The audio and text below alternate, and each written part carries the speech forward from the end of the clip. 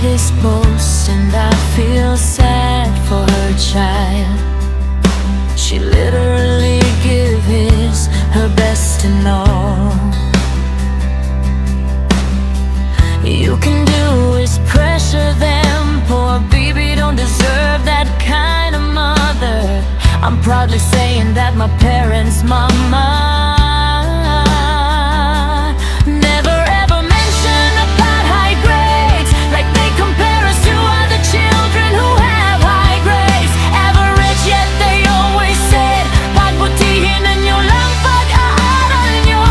Hindi ba sehan ang mataas na grado para masabing matalino?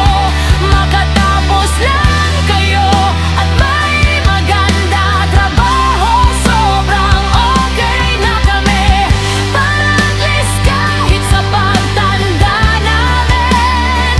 Pag hindi na namin kaya kumayod, hindi kayo mahirapan. Nag-iyakan kami whenever si Papa nag-a-advise sa amin. Tas lahat kami na namahanak, nilalaki niya habang nakikinig lang sa kanya. Naglalambot puso namin tuwing nababanggit na niya salitang sobrang lakas ang ulan. Sobrang lamig ng hangin, ngunit